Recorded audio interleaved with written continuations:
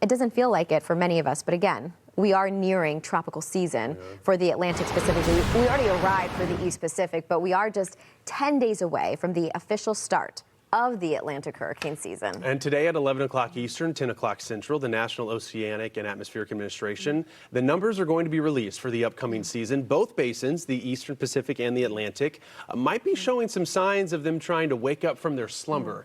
There's nothing that's too impressive right now, but there is an area to watch. We want to start in the Eastern Pacific Basin where the season began last week. As you guys covered, Marissa, right? There is this understanding that from a perspective of peak activity, the second week of May all the way till the end of November, the Eastern Pacific can come alive. And we're looking at this part of the basin just off the coast of Central America where we could have some activity.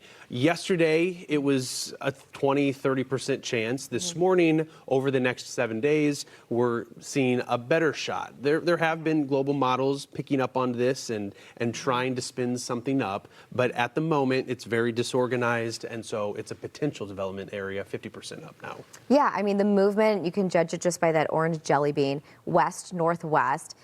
Development up, but noticing off the southwestern coast of Mexico, not so worried about impact or any immediate impact to land at this point. So if we can keep it away from land and hopefully not get anything too significant with it, we can just mark it off the list. So yeah, maybe what would be the first name? Maybe this is Alvin.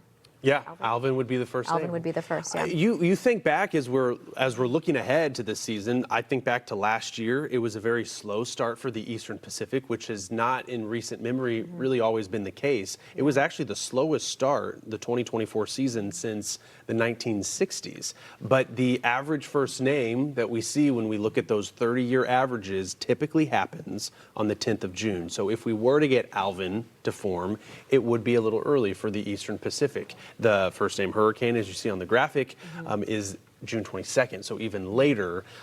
No indication that we could ultimately get a hurricane. There's a lot of factors here. We're still dealing with sea surface temperatures that have not reached their peak heat yet. And so not having that environment is not something to worry with, you know. Yeah. All we can do is wait and watch, and we'll continue to keep you posted on that. It's not just the East Pacific that has our attention. Also taking a look at the Atlantic Basin, and in fact, if you've been joining us over the past 24 hours or so, the first tropical wave has emerged off the coast of Africa.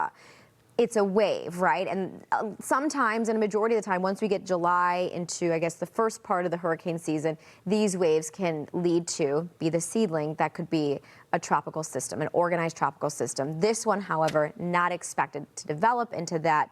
But it is of note that we're early in the season and we're starting to see these storms move off the African coast. Yeah, and that's something that happens. Listen, we're going to have later this morning, I know we've been talking about it even since yesterday, we'll have our hurricane specialist Brian Norcross come on, talk about it when we get that new outlook from the National Oceanic and Atmospheric Administration. But yeah, to see some convection off the coast of Africa, there's a sign here. But that speaks more to what's happening in Africa than what we're seeing right now in the Atlantic Basin. But as you had said, to see how far south it is, but waves are worth watching because waves are notorious, especially during the actual season, mainly August and September, even October. Those waves can become the most powerful hurricanes that planet Earth can, harbor in the future. I think, a lot of times talking about this now, I think it just starts to put us into a different mode of thinking. And a reminder that now is the time to start prepping your home, prepping your property,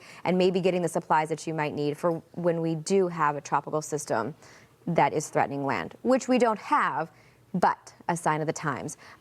When we talked about this earlier, reminder, NOAA will be announcing its 2025 Atlantic hurricane season outlook. That'll be later this morning around 11 a.m. Eastern time. This is a look. We have CSU, Colorado State University. Early last month.